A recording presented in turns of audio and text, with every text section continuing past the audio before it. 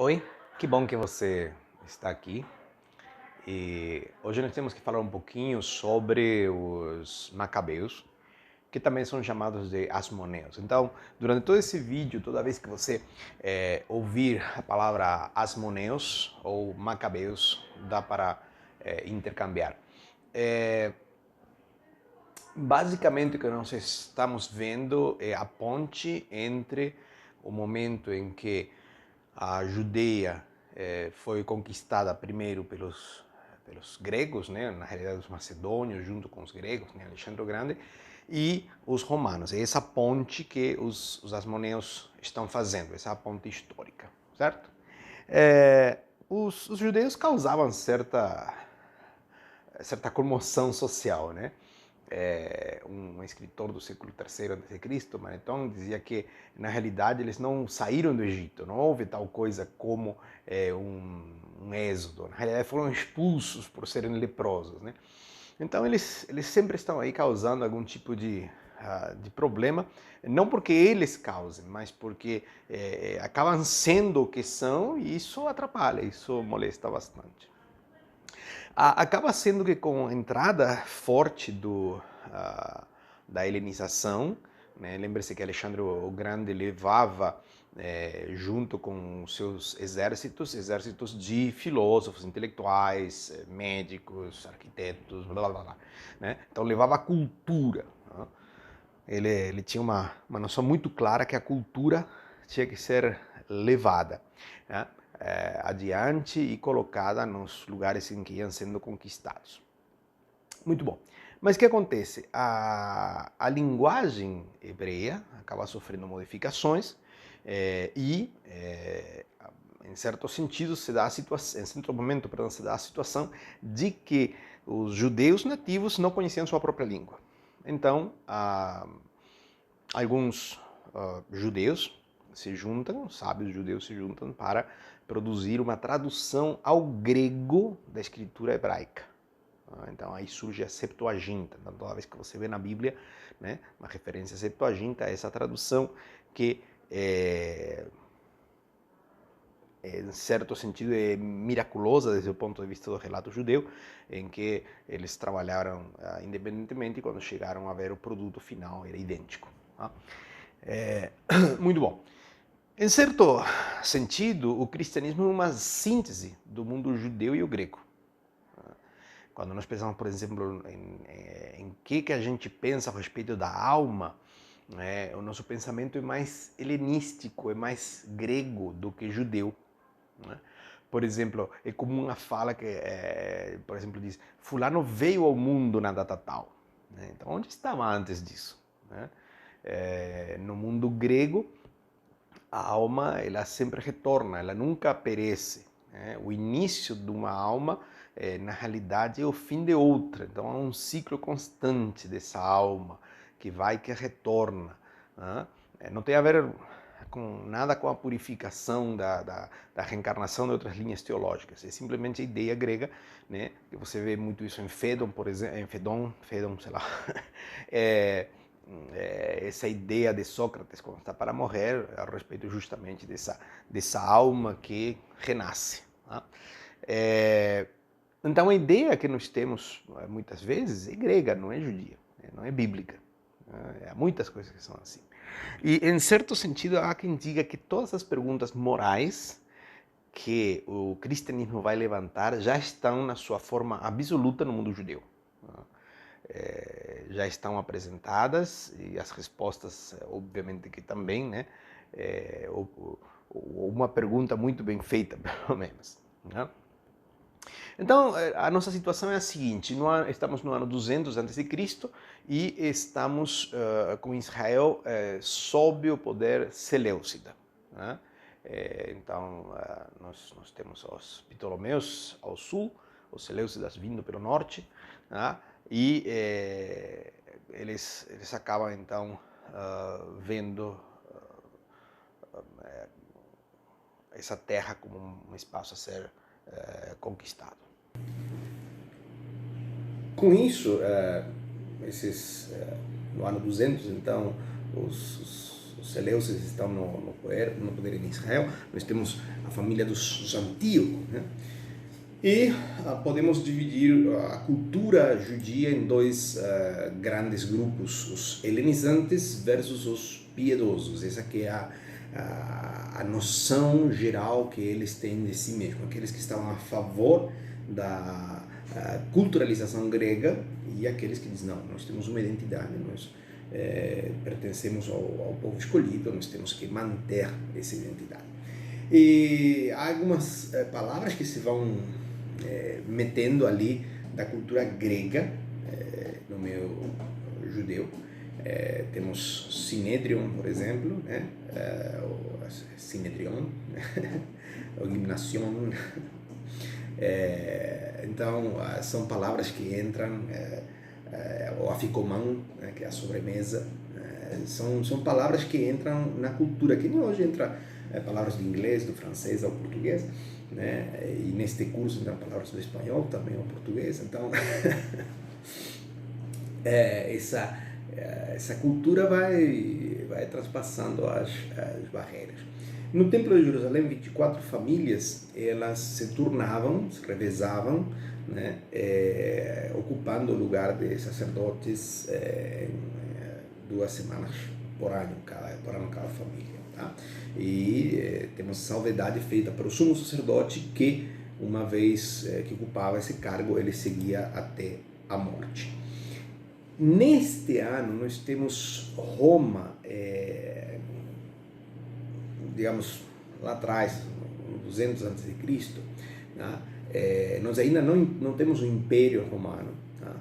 Mas Roma está entrando na região, pelo lado dos Balcãs, ou seja, olhando o mapa de frente, ali no Mediterrâneo, em cima, à esquerda, do lado dos gregos, né, nós temos logo em seguida os macedônios, à esquerda um pouco vamos ter os Balcãs. E é por essa região que eles estão entrando, mesmo que o norte da África já estava sendo conquistado, cortado, tudo mais, a região que depois viria a ser Espanha, França. Esse é o movimento que Roma está fazendo, esse movimento expansivo, mas estão nesse tempo estão entrando já pelos Balcãs. E os Seleucidas precisam fazer o quê? Roubar os templos, né? Roubar os templos gregos. Naquele tempo não havia bancos, os templos oficiavam como banco, e então os Seleucidas, para sostener o esforço de guerra, acabaram entrando nos templos e tirando os tesouros de lá. Nessa circunstância, antes, para entrarmos na questão dos Macabeus, nós temos que falar de Antíoco IV Epífanes. Antíoco IV Epífanes, ou Epifânio, o que ele faz é abolir a Constituição da Judeia como um Estado teocrático e autônomo dentro do Império Seleucida. Então, ele não era independente, ele era autônomo, um Estado tampão. Convinha que eles achassem que tinham certa liberdade, porque eles agiam como tampão com os Ptolomeus que estavam ao sul, ali na região do Egito. Então, é a primeira vez que alguém de fora dos judeus vai intervir na escolha do sumo sacerdote, que, como eu falava, era um cargo vitalício. Tá? Então, nós temos a Jônio, aí, que era o sumo sacerdote, o Jonias III, né? E Jonias tinha um irmão chamado Jason, tá? Que ele vai subornar Antíoco IV para ocupar o lugar do seu irmão. E Antíoco IV, apropriadamente, alegremente, sei lá, ele aceita, sem problema nenhum, e Jônias se vê obrigado então a fugir ao Egito e levanta um templo. Então, durante um certo tempo, nós temos 2 templos funcionando concomitantemente, né?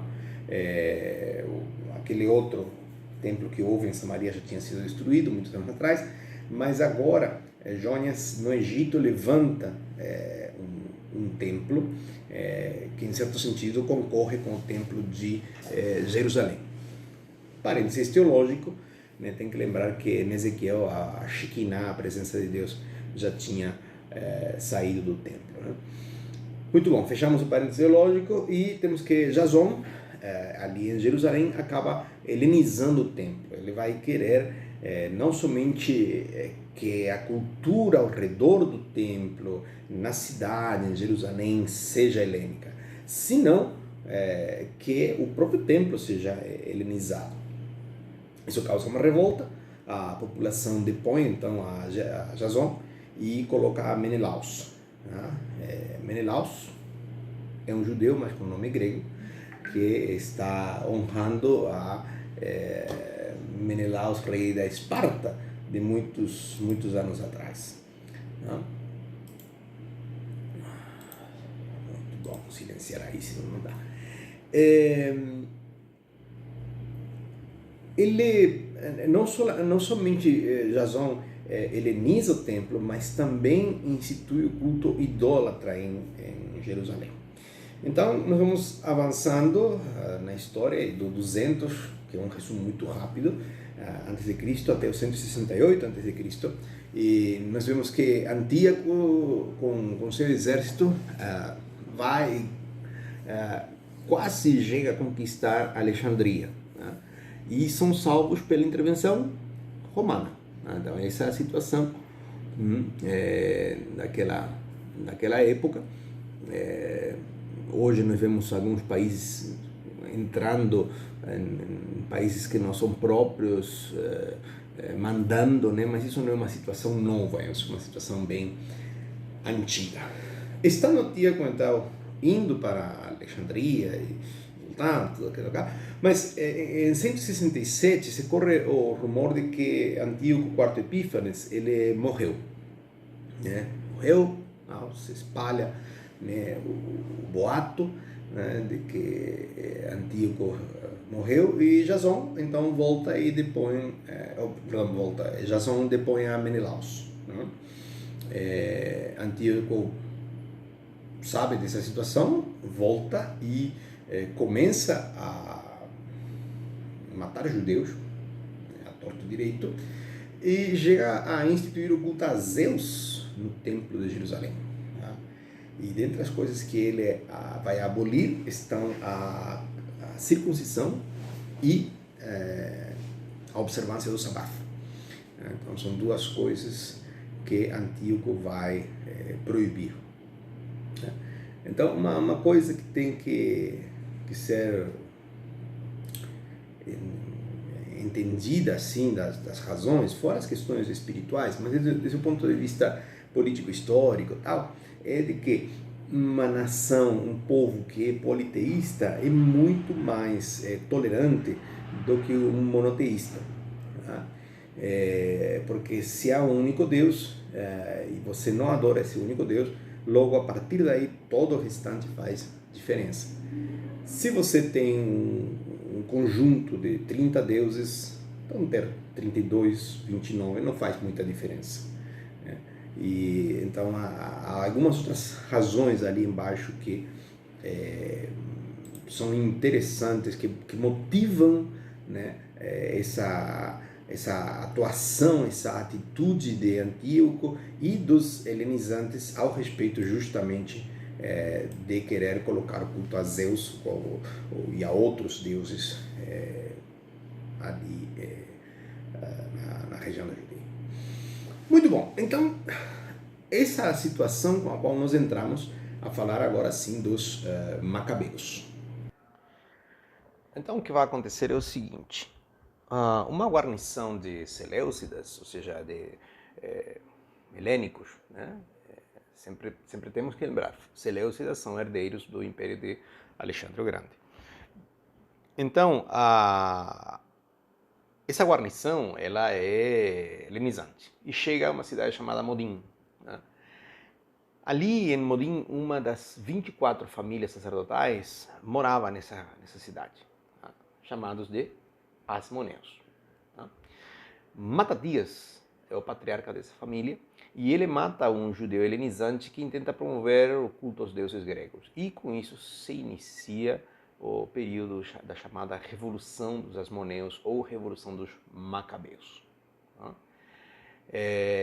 Então, para resumir um pouquinho como chegamos aqui, em 167 a.C., como resultado do esforço de Antíoco Epífanes de introduzir elementos helenizantes, a população reage, tá? E reage por uma razão muito simples, porque tocava na sua identidade nacional. Vamos ver, por exemplo, quando falamos mais para frente de Alexandre Janel, que eles são capazes de se voltarem a favor do Alexandre Janel, mesmo ele tendo sido terrível, né? Porque a possibilidade era pior, né? Porque mexia com a identidade. Então esse é um fator que se repete. Tá? Matatias vai morrer então no ano seguinte, em 166 a.C., e quem vai assumir a liderança é o seu filho Judá, né? Judá o Macabeu, né? Pode ser Judas também, Macabeu. Há algumas opiniões diversas a respeito de onde vem a palavra Macabeu, né? Makebeth, pode ser uma origem que significa martelo, né? Seja porque ele bate firme com um martelo, né? Ou pela forma de lutar, né? Ou porque a cabeça era, né, como um martelo. Né? Então, beleza. Falemos de Judas Macabeu. Judas Macabeu lidera o que se pode começar a chamar de guerra de guerrilhas. Né? Este é um modelo em que pequenos grupos armados desestabilizam um grande grupo. E os seleucidas eram bons de guerra. Né? Novamente, lembre-se que são herdeiros de Alexandre o Grande, eram bons de guerra. Né? E eles inauguram esse modelo nesse sentido que vai ser usado, e vários povos posteriores, inclusive da nossa época, vão usar o modelo dos macabeus em suas lutas. Né? Podemos pensar no que aconteceu na península da Coreia, tá? Vietnã, o que aconteceu na África em tempos anteriores, ou se nos remontamos mais no tempo de Napoleão, tá? Quando ele invade a Espanha. Então, a ideia, o tempo dos macabeus é a ideia de poucos contra muitos. Essa aqui é a grande questão. Então nós temos alguns nomes importantes, nós vamos ver aí Eleazar, Shimon e obviamente Judas Macabeus. Tá? Mas depois de 3 anos de luta, Jerusalém é reconquistada pelos Macabeus. Isso é em 164 a.C. São datas interessantes. E aí essa reconquista vai se dar no dia 25 de Kislev. Kislev é o mês que corresponde mais ou menos ao nosso mês de dezembro. Lembre-se que o ano judeu é um ano lunar, então sempre varia. Essa é a razão pela qual a Semana Santa ela varia, e como celebramos a Semana Santa de acordo com o calendário judeu, né, ela vai se alternando. Muito bom. O que acontece é que Judas Macabeus decide então celebrar a reinauguração do templo. O templo tinha sido purificado, né, limpado, né, tal. Era uma profanação alguém entrar no templo. Imagina colocar o culto a Zeus lá dentro. Então, depois de toda essa cerimônia e tal, Judas Macabeus decide então reinaugurar o templo, e ele estabelece uma festa de 8 dias. Que alguns dizem que vai ser semelhante à festa de Sukkot, ou Sukkot, que está lá relatada em Números 29. Né? E essa festa vai ter um nome que essa é a razão pela qual eu trago isso, tá? Que é Hanukkah. Né? Hanukkah significa inauguração. Tá? E durante 500 anos o que a festa de Hanukkah celebra é a vitória dos asmoneus sobre os gregos, sobre os seleucidas. Né? de 164 a.C. até 70 depois de Cristo, que é o funcionamento do templo depois da limpeza feita pelos asmoneus, né, se celebra o Hanukkah no templo. Tá? Essa festa de Hanukkah se celebra até hoje, mas com uma razãozinha um pouquinho diferente. Já vamos ver isso. Naquele tempo haviam duas escolas teológicas, como corresponde a tudo, tem que ter duas pelo menos, né? Filosofia é assim, teologia, que é uma rama de filosofia também, não pode ser diferente. Tá?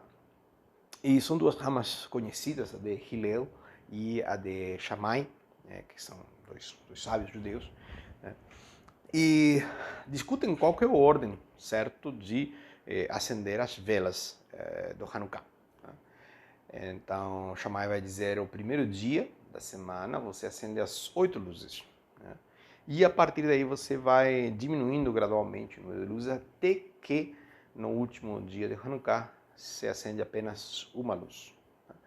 Já Hillel vai dizer o contrário. No primeiro dia se acende uma luz, no segundo duas, e assim por diante, até que no oitavo dia então se acendem as 8 luzes, né?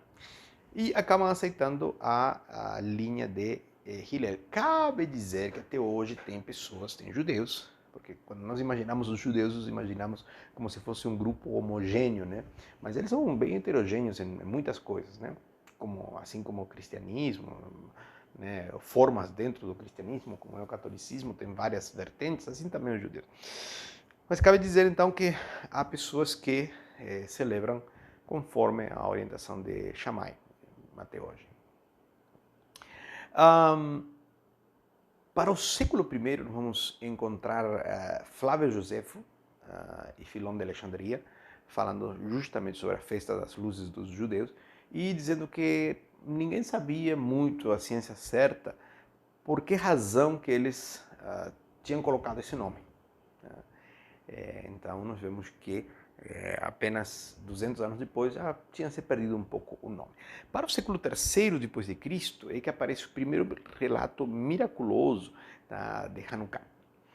Aí vão dizer que como aquele azeite para acender o candelabro ele demorava muito tempo e não havia tempo de repor o suficiente, por uma ação miraculosa esse azeite ele se manteve durante os 8 dias, sem necessidade de repor esse azeite. Esse azeite não era qualquer azeite.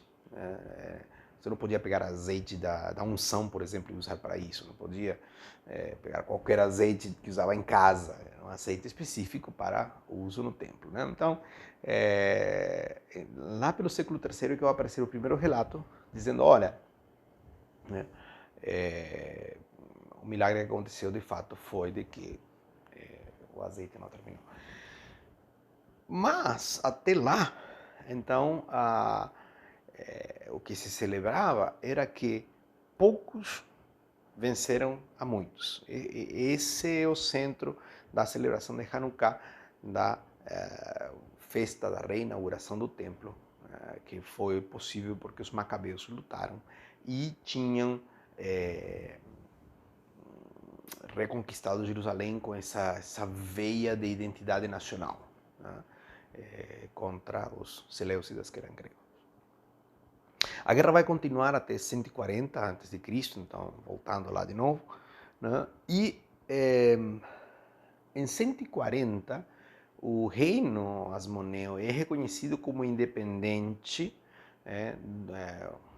pela parte seleucida, né? Os seleucidas acabam reconhecendo, vocês são um reino independente, tudo bem, né? Mas a razão disso é porque os seleucidas estavam enfrascados, metidos, enroscados numas guerras fratricidas, eles estavam se matando entre eles, né? Inclusive essa é a razão pela qual os macabeus vão acabar perecendo depois. Judas Macabeu, ciente dessa situação com os seleucidas e tudo mais, nesse tempo ele manda uma delegação a Roma pedindo para fazer um pacto com a República Romana. Lembre-se que antes do Império nós temos o reino, depois nós temos a República e nós temos República, o reino e o império. O Senado romano aceita, então, e acaba ameaçando o governo seleucida, forçando assim uma trégua com os macabeus. Daquela listinha dos parentes, né, dos irmãos, que eu tinha falado, eu não sei se vocês lembram do vídeo anterior, eu falei dos elefantes que tinham sido comprados, elefantes de guerra, né? Comprados não, trocados pela paz lá na divisa com a Índia.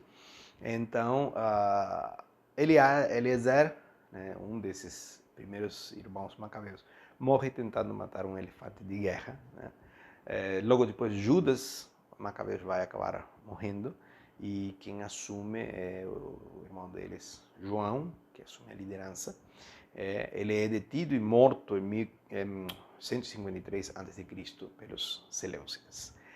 E quem sucede a João é Shimão, que acaba sendo o etnarca e sumo sacerdote. Etnarca é como se fosse o rei, mas não é rei. Tá? O rei apenas podia ser da família da família de Davi. Tá? Podia ser apenas herdeiro, ou seja, da linhagem de Davi. Um etnarca denota uma pessoa que é da etnia, do povo, né? Faz parte do povo, ele lidera sobre o povo, mas não é rei. Né? Então, Shimon assume como o etnarca e também como sumo sacerdote. E aí começa a se dar um fato interessante. Lembra que até o quarto Epífanes tinha mexido com essa questão do sumo sacerdócio, né? E agora os asmoneus, que não eram levitas, eles assumem a prerrogativa de serem sumos sacerdotes. Né? E isso vai se manter em toda a dinastia asmonita ou macabeia. Né? Então, Shimão é o primeiro a ser etnarca e sacerdote, e sumo sacerdote. Alguns dos asmoneus vão ser reis também vão se autotitular reis, e outros etnarcas, não vamos ver isso no final, mas todos eles são sumos sacerdotes. Muito bom. Desde o ano 132 a.C. até o 37 a.C., quando Herodes vai assumir, né, o etnarca também o rei, então sempre vai ser sumo sacerdote. Isso é um dado importante, né, porque isso quer dizer que controla também a parte religiosa de um estado que havia sido teocrático. O etnarca, na tradição judia, tem o direito de usar uma fivela cor de púrpura, lilás, né, e dourada, né, e é um estratega, tem autoridade sobre o exército, tá? E Herodes chega a ser etnarca, tá? Porque Herodes, nós vamos ver como que ele chega a ser judeu, tá? Ele é ordenado rei da Judeia em 37 a.C., né, pelos romanos. Vamos ver isso no final. E nós temos agora alguns nomes a seguir de Shimão que eu vou querer mencionar, como João Hircano, Aristóbulo e Alexandre Janeo. Muito bom. Então Shimão é assassinado em 134 a.C. pelo seu genro, né? E Ptolomeu, mas Ptolomeu não consegue tomar o poder. Né? Ptolomeu ou Ptolomeu. Okay. Ele não consegue tomar o poder, então quem consegue tomar o poder é João Hircano. Né? João Hircano, que é filho de Shimão Macabeu, né, e fica no poder até 104 a.C. De 138 até 129, ele se converte num simples vasalo do rei Seleucida. Ou seja, aquela situação de reconhecerem, sim, como Estado autônomo, tudo bem, mas vai ser um rei, mas é um rei vasalo. Ou seja, é um fantoche, basicamente. Né? Ele acaba, por aquela situação que eu mencionava, das lutas fratricidas, ele acaba se libertando desse jugo e ele começa a reinar com mão vigorosa, muito forte, e estender o seu domínio. Uma coisa que João Hircano inaugura é a judaização da população. Tá? Ou seja, ele obriga as populações que são conquistadas pelo movimento dele a se convertirem ao judaísmo. Isso é uma atitude nova. Nós não temos essa situação, nós temos a opção dos estrangeiros se converter ao judaísmo, mas aqui ele estabelece como uma condição essencial do conquistado. Um direito? Muito bom. O Sinédrio continua funcionando o tempo inteiro da luta dos Macabeus. Isso é importante. Ele vai mudar um pouco a Constituição, a forma de Constituição, mas ele continua funcionando o tempo inteiro. Dentro deles que são convertidos à força estão os idumeus, ou os edomitas. Lembram? Edom, embaixo. Né? Você pega o Mar Morto, embaixo à direita ali do Mar Morto, nós temos os idumeus. Né? E quem que está ali? O avô de Herodes o Grande. Então, Herodes que vai estar lá no tempo de Jesus, que temos vários Herodes, né? Mas esse daí, o avô dele, então, ele é judaizado, então, por João Hircano nessa época. Essa é a razão pela qual depois Herodes pode ser etnarca, porque ele é do povo, ele foi judaizado, então, junto com isso vem alguns direitos, né? Bom, beleza. João Hircano era próximo de algumas ideias helênicas e durante o reinado dele, o governo dele, etnarca, né, houve um desenvolvimento econômico tremendo, ao ponto que gerações posteriores diriam que foi uma época de ouro. Né? Ele acaba renovando aquele tratado com os romanos, né, conseguindo então que os seleucidas fossem obrigados a devolver para eles territórios que antes tinham sido arrebatados dos judeus. Na apostila vocês vão poder encontrar um mapa com os diferentes estágios de avanço, né, da conquista dos macabeus. Se bem João Hircano do início era um discípulo dos fariseus, ele acaba rompendo com eles por causa de uma história que dizia que a mãe dele tinha sido cautiva de Antíoco IV Epífanes. Então, um dos membros do Sinédrio, quando João Hircano pergunta, olha, o que vocês acham? Vocês acham que eu sou bom aqui, ou ruim? Tudo certo, tudo bem, mas Eleazar, que era meio briguento, ele diz, olha, o povo está falando aí que sua mãe foi cativa de Antíoco IV Epífanes, o que faria com que ele não pudesse ser, então, não pudesse se candidatar a ser etnarca. Né? Muito bom. Aí vem os saduceus, né, que era um partido contrário aos fariseus, e se aproveitam dessa situação, aumenta a pressão. Né? Um deles, chamado Jonatas, que era amigo de João Hircano, propõe que pergunte aos fariseus que tipo de castigo merece Eleazar. Tá? Porque diz, olha, se eles forem brandos no castigo, então eles têm culpa no cartório. Eles também pensam a mesma coisa, só não estão dispostos a assumir. Agora, se eles forem duros, então eles são inocentes. Né? Eles não pensam como ele. Só que os fariseus eram, em geral, menos severos que os saduceus. Não sei exatamente a razão, imagino que por causa da distância que os saduceus tinham com o povo e os sofrimentos do povo. Os saduceus eram mais ricos, eles tinham acesso ao poder de outra forma, tá? E os fariseus tinham que lidar com o povo, né? Então, talvez por isso, né, eles fossem mais brandos, eles conseguissem se conscientizar mais das consequências de um castigo. Por conta disso, os fariseus falam o que para João Hircano? Diz, olha, vamos dar uns azoites, mas vamos poupar a vida deles. dele, do Eliezer, né? Com isso, então, João Hircano abandona os fariseus e se volta para os saduceus, este partido minoritário, tá? E a partir daí o Sinédrio acaba então tendo uma constituição, maior número de saduceus. João Hircano vai morrer no 104 a.C. Cabe mencionar que além dos fariseus e os saduceus, que são os dois grupos que geralmente mencionamos, nós temos também os essênios, e há um resumo na apostila a respeito dos três grupos, que na realidade é um resumo feito por Flávio Josefo, que eu recomendo a leitura.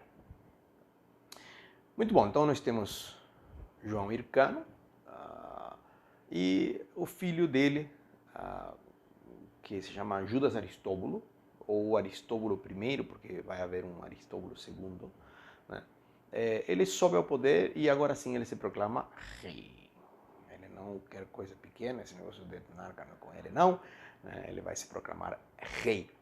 E ele, Aristóbulo I, vamos falar assim, ele fez muitos benefícios ao país. Ele era um homem patriótico, né? Era por natureza, dizem que era equitativo e muito modesto, né?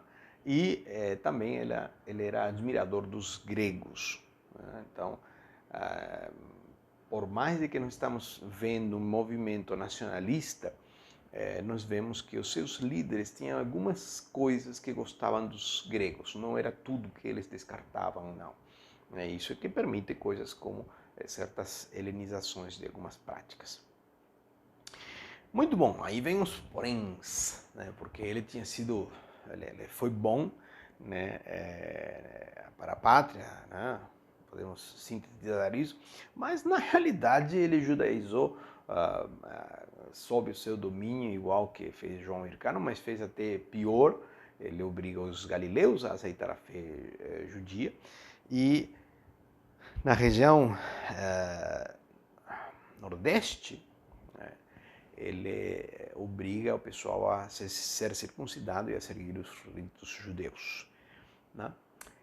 Mas isso é pouca coisa se comparado ao que ele conseguiu fazer, a barbárie que ele conseguiu fazer. Antes de morrer seu pai, João Hircano, ele tinha encarregado a regência do país a sua esposa e seus filhos. Tá? Eram 5 filhos que deviam de repartir-se o poder. Aristóbulo I era então o primogênito, né? E ele encerra na prisão a sua mãe e a todos os seus irmãos, menos o Antígono. O Antígono era o irmão preferido de Aristóbulo, né? Ele deixa a sua mãe morrer de fome na prisão, né? E um tempo mais tarde ele manda matar Antígono, né? E os outros irmãos sobrevivem porque estavam presos. Antígono, ele, estando Aristóbulo muito doente, Antígono vai orar no templo e ele se veste, né, muito bem vestido, e vai para o templo para interceder pelo irmão. Eles realmente parece que se cuidavam um ao outro, né? Mas intrigas palaciegas fazem com que lhe digam a Aristóbulo: olha, teu irmão está indo lá, na realidade ele está se mostrando com toda a pompa, ele quer assumir o poder. Então, o que faz Aristóbulo é pegar e dizer: bom, manda ele vir para me ver. E falou para a guarda dele, em certo lugar ali, diz: olha, se Antígono ele vir armado, você mata ele. E se ele vir desarmado, deixa ele passar. A esposa de Aristóbulo conseguiu convencer quem levava o recado de dizer: olha, fala para o Antígono vir com sua armadura, porque o irmão dele quer ver ele na armadura nova, relucente.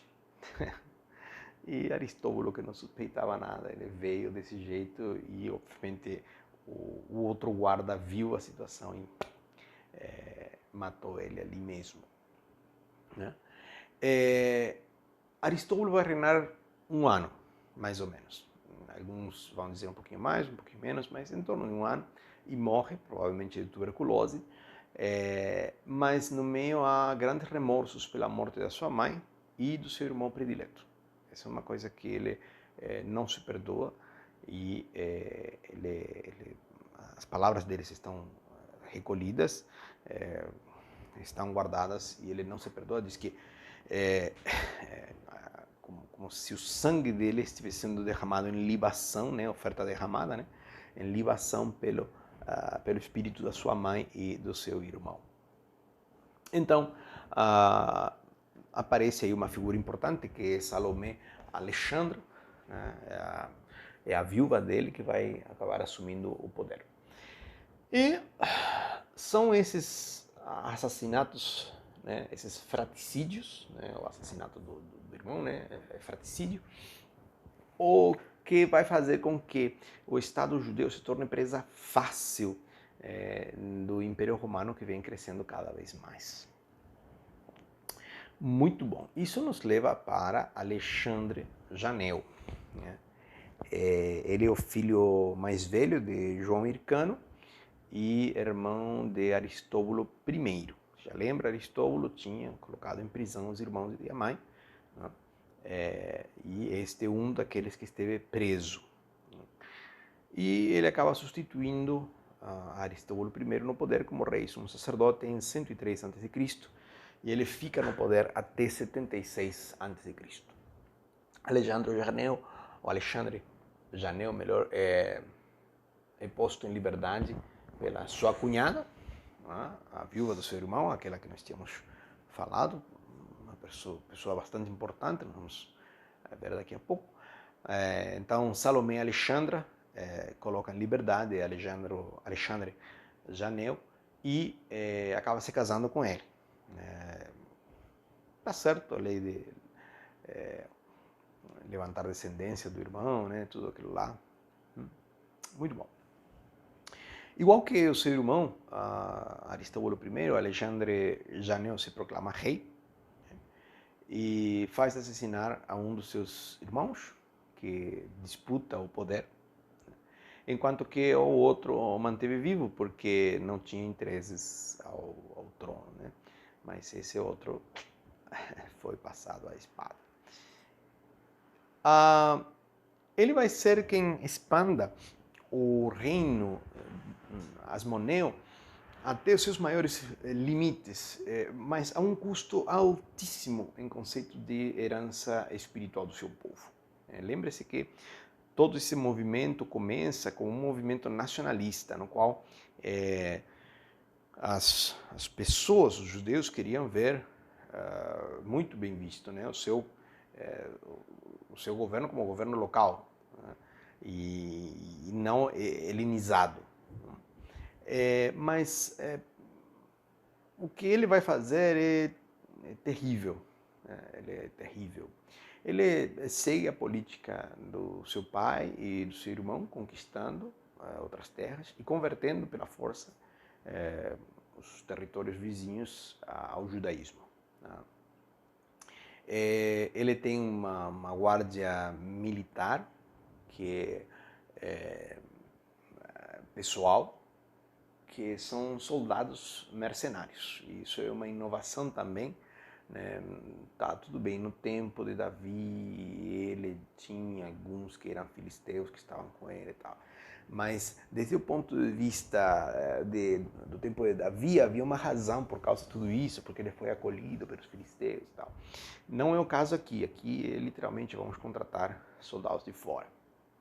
Os impostos ficam elevados, né? E Alexandre Janeu ele é conhecido por seu foco nas campanhas bélicas, né? O exercício do sumo sacerdócio nele é uma forma ofensiva. Não é uma coisa bem resolvida. Ele vai fazer esse papel, mas o povo não gosta. Não gosta. O Sinédrio critica duramente ele. O Sinédrio aqui opera como uma forma talvez de parlamento, né? Contrabalançando o poder do rei. Esse aqui se diz rei, né? E é interessante porque ele consegue obter a repulsa, tanto dos fariseus quanto dos saduceus. Tá? Então, os fariseus se opõem aos actos de Alexandre Janel, né, principalmente como que ele se comporta como sumo sacerdote e aquela questão do uso dos soldados mercenários. Essencialmente, o que podemos dizer é que para 103 a.C. até 96 a.C., Alexandre se dedica a conquistar territórios de forma brutal, literalmente de forma brutal. Bom, talvez não tanto com Ptolomeu IX Latiro, que é o filho de Cleopatra III, né, que era rei em Chipre. Ptolomeu, depois de tentar intervir em apoio de Ptolemaida, na Fenícia, ele acaba vencendo Alexandre e mata 30.000 dos 50.000 soldados de Alexandre. Ele vence Alexandre e percorre o país. Ele se detém em alguns povos pequenos que eram cheios de mulheres e crianças e manda que os degolem, né? Que os cortem em pedaços e que fervam esses pedaços em grandes caldeirões de água fervente, como uma forma de propagar o terror. Tipo, são canibais. Então, Ptolomeu não vai deter-se apenas na cidade de Ptolemaida para tomá-la para si. Tá? Alexandre, ele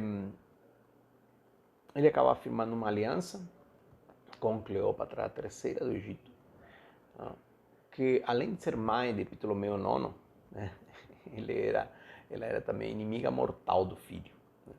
Com essa aliança, Cleópatra III toma então Ptolemaida e Ptolomeu tem que voltar para Chipre, onde ele era rei. E aí Alexandre Janel ele empreende a retomada de várias cidades, né? De alguma forma, não somente reconquistando para si, mas também como um ato de vingança, porque alguns ficaram do lado de Ptolomeu, né, nessa luta. Aí se destaca Gaza, que é uma cidade na região da Filisteia, né, e que depois de um assédio de 1 ano e meio, a cidade cai por traição. O irmão do rei de Gaza trai ali o rei, trai a cidade. E os homens de Gaza se veem obrigados a matar as suas mulheres e seus filhos para que não fossem feitos escravos. Escravos nas mãos de Alexandre. Muito bom. Alexandre volta para Jerusalém em 96 a.C. e ele, na sua função de sumo sacerdote, ele estava prestes a sacrificar na festa dos tabernáculos. E então há um protesto público ali, jogam limões, né? E há uma gritaria, falam que ele é descendente de cativos, né? E então que não podia exercer o sacerdócio, né? Porque era aí onde mais pegava. A questão da anarquia até podia engolir, mas o sacerdócio complicava. É aí onde mexe mesmo na ferida da identidade nacional. Alexandre Janel fica furioso e utiliza os mercenários estrangeiros para pôr fim ao motim, ao levantamento, tá? E o registro é de 6.000 judeus mortos nessa situação. Tá? Ele faz um cerco ao redor do altar, uma empalizada, né? E ali somente os sacerdotes podiam entrar. Então ele e os sacerdotes, e aí manteve longe a multidão. A partir daí se inicia uma guerra civil e, segundo Flávio Josefo, aproximadamente 50.000 judeus vão ser mortos pelas tropas de Alexandre. Em 2018, se descobriu uma cisterna que se usou justamente por Alexandre Janel como fosa comum, como cova comum. E aí estavam as marcas do degolamento e tudo mais, né? Homens, mulheres, crianças, foi terrível. A questão é que não termina aí. Para ele reprimir a revolta, essa revolta interna, depois acontecem várias coisas nesses anos, né? Mas finaliza com a crucificação de 800 judeus, né? A ordens de Alexandre de Janeu. Ela está celebrando com as suas concubinas e nessa celebração parte da festa era então a matança de 800 judeus, 800 dos seus irmãos de sangue. E isso por si só seria um absurdo, né? Até para os padrões antigos, né? Seria bastante terrível, né? Mas mesmo que a crucificação foi usada em Cartago e no Império Romano se usou extensivamente para controlar, né, os territórios ocupados, mas Alexandre Janeu, enquanto esses 800 morriam, e muitos deles eram fariseus, ele fez degolar frente a eles as suas mulheres e filhos. Então, um ato completamente infame, né? Completamente infame o que ele fez. Muito bom. Essa barbaridade é a que traz uma paz, entre aspas, né, interna à região. Né?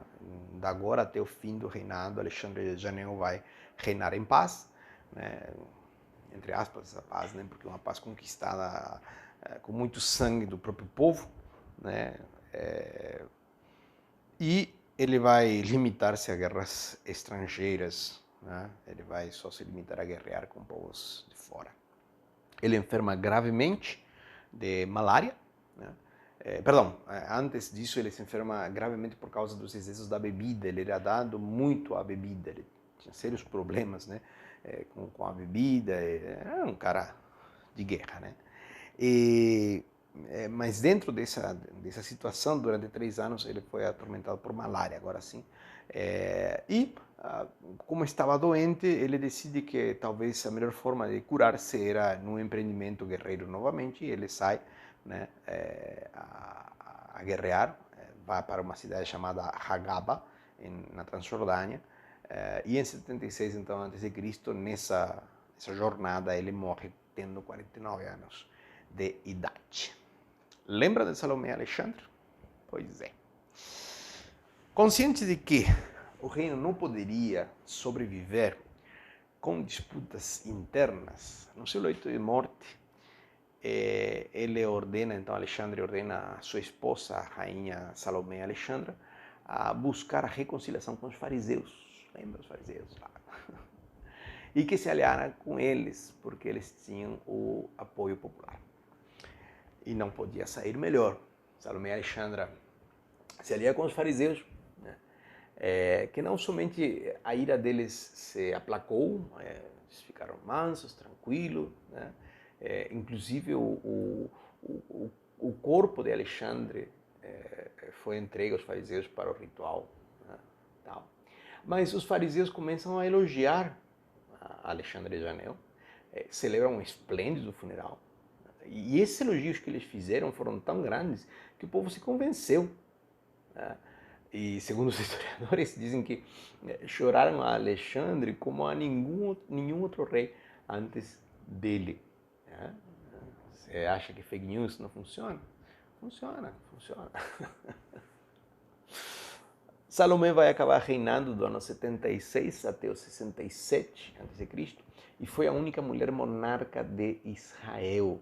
Ela teve 2 filhos, Hircano II, o primogênito, que era de caráter tranquilo, tá? E Aristóbulo II, honrando evidentemente a geração anterior. Existe um registro lá no segundo livro dos Reis 8, falando de Atalia, mas Atalia usurpou o trono do reino de Judá, então não conta como monarca, né, de Israel. A única que é rainha é Salomé. Muito bom. Sob o reinado de Salomé, houve paz e justiça. Foram alguns anos bons, de 76 a 67. E é Salomé quem acaba dando a fisionomia que o judaísmo posterior iria adquirir. Por causa da sua aliança com os fariseus acabam se expandindo ainda mais em importância entre o povo. Eles já tinham o apoio popular, mas agora tem mais. E eu digo isso porque nós vamos ver depois, no tempo de Jesus, vamos ver um mundo fariseu bem grande, né? Bem expandido. E os saduceus estão aí, os essênios também, mas as razões dessa situação maciça dos fariseus é justamente essa aliança de Salomé. Durante o reinado de Salomé, o exército dela é maior que o do seu esposo. Né? Não somente com a questão dos mercenários, mas também com soldados judeus, propriamente. O filho dela, Hircano II, é nomeado sumo sacerdote, porque Salomé Alexandra era mulher, né? Então não podia ser sumo sacerdote. Ao passo que o outro filho, Aristóbulo II, fica a cargo do exército. Ela vai falecer em 67 a.C., no meio de uma luta entre irmãos aí. Então nos toca falar de Aristóbulo II. No ano 67 a.C., então um mês antes de Salomé Alexandra morrer, Aristóbulo II dá um golpe de Estado, enquanto sua mãe está gravemente enferma, e ele utiliza um exército recrutado no Líbano. Né? Ele acaba conseguindo o apoio da maior parte do país, e igual que seu pai, igual que seu avô, ele se programa então rei. Quando Salomé Alexandra morre, o seu filho Hircano II sobe ao poder, como corresponde, porque era o mais velho, tá? E com isto, então, se estabelece uma guerra civil que começa nessa guerra fratricida, né? Entre Aristóbulo II e Hircano II. Tá? Eles acabam tendo uma luta em Jericó e Aristóbulo II vence o primogênito, Hircano II, e eles entram num acordo em que Aristóbulo II será o rei, sumo sacerdote, enquanto Hircano II vai então se retirar a uma vida pacífica, tranquila, suave, com uma renda vitalícia por parte do governo, que nesse caso era Aristóbulo II. Mas as coisas não ficam assim. A vida é uma caixinha de surpresas. Tem uma personagem, Antípatro, o Idumeu, tá? Que tinha sido governador de Edom durante o reinado de Alexandre Janeu. Ele não estava de acordo com que Aristóbulo II tomasse o poder, e então ele persuade a Hircano II para pelear contra seu irmão por seus direitos. Uma manipulação aí. E, inclusive, convenceu de que seu irmão menor queria matá-lo, quando na realidade eles tinham combinado outra coisa, né? Mas, como já tinha, né, isso acontecido com o pai e o tio dele, né? Então, Hircano II, entre as ajudas que ele pede a ajuda de uma pessoa muito interessante, um tal de Pompeio, certo? É um general romano. Pompeio é aquele que, junto com Júlio César e Crasso, eles vão formar o triunvirato, o primeiro triunvirato, que vai de 60 a.C. até 53 a.C. Depois de um duro assédio da cidade de Jerusalém, em 63 a.C., Pompeio acaba tomando Jerusalém, tá? Com um exército misto formado por romanos e judeus. Aristóbulo II foge, primeiro à fortaleza de Alexandrion, mas depois foi capturado e preso. Ao passo que isso, os seguidores dele, os saduceus, né, se refugiam no templo. E como consequência destas ações militares, morrem aproximadamente 12 mil judeus em uma matança para valer, né? E novamente, brigando entre eles. Pompeio acaba profanando o lugar santíssimo para verificar o fato de que os judeus não tinham imagens dos seus deuses. Lembre-se que tanto no mundo grego quanto no mundo romano as imagens eram comuns. Era comum ter templos com várias imagens de vários deuses e ele não se conforma e acaba entrando no lugar santíssimo. Tá? Flávio Josefo recolhe a frase de Pompeio e diz: não vi nenhuma imagem de Deus, apenas um espaço vazio e misterioso. Ele entra no lugar santíssimo, né? E não vê nada, porque não há imagens no templo judeu, né? Nunca houve. Muito bom. Aristóbulo II termina seus dias em Roma, ele morre envenenado, e seu filho, Alexandre, é decapitado por ordem de Pompeio na cidade de Antioquia. Isto marca o fim da independência judia e do reino dos Asmoneus. Júlio César, no ano 47 a.C., vai nombrar Hircano II como etnarca da Judeia, mantendo a Antípatro como ministro principal. Antípatro foi envenenado no ano 43 a.C., porém no ano 41 a.C., Marco Antônio, sucessor de Júlio César, né, era general, depois sucessor de Júlio César, acaba designando a Fazael e Herodes, os filhos de Antípatro, como etnarcas, com o qual se liquida completamente a função de Hircano II, né, fora a questão do sumo sacerdócio. Então, Hircano fica apenas como sumo sacerdote. Né? Já é um estado completamente fantoche dos romanos desta vez. Foram dos Seleucidas, agora dos romanos. Aí nós temos Antígono Matatias. Em 40 a.C., os partos ocupam a Judeia e instauram Antígono Matatias, segundo filho de Aristóbulo II, como rei e sumo sacerdote. O etnarca Fazael foi morto e Hircano II, que era sumo sacerdote, pelo que tínhamos visto em cima, né, sofre a amputação das suas orelhas e foi desterrado a Seleucia do Tigres, na Mesopotâmia, enquanto que Herodes fugiu. Para o ano 37 a.C., o governo romano da Síria, então, na figura de Caio Sósio, logra derrotar os partos e, em junho desse ano, toma Jerusalém, restabelece o poder a Herodes, decretando-o rei efetivo. Herodes logra que Marco Antônio ordene a decapitação de Antígono Matatias no ano 37 a.C. E Herodes nomeia Hircano II como o seu principal conselheiro, depois de que contraiu núpcias com Mariame I, que é neta de Aristóbulo II e de Hircano II. Olha só as voltas que dá a vida, né? Anos depois, Herodes viu um perigo então na posição de Hircano e o acusa em 30 a.C. de conspirar contra ele, junto com um rei Nabateu, e o condena à morte aos dois, tanto a Malik II quanto a Hircano II. Muito bom.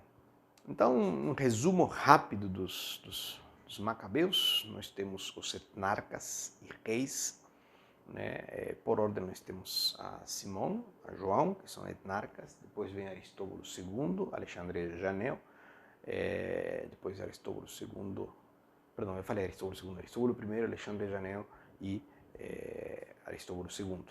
Aí vem Hircano II, aí sim entra Pompeio, que é o general romano, e Antígono Matatias, que vem por conta dos Seleucidas lá.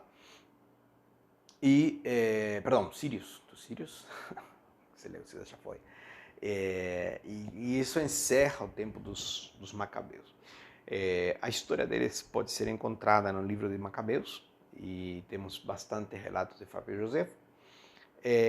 Os livros dos Macabeus nas Bíblias, que tem os livros apócrifos, os deuterocanônicos, Vocês podem observar que são livros completamente diferentes, né, no estilo, no conteúdo, na teologia, tá? Mas desde o ponto de vista da história dá um bom panorama. Na apostila, eu insisto, tem um resumo dos saduceus, os fariseus e os essênios, então, que não é de Flávio Josefo, né? Então é bom. E espero que seja uma coisa muito útil para vocês. Um abraço. Tchau, tchau.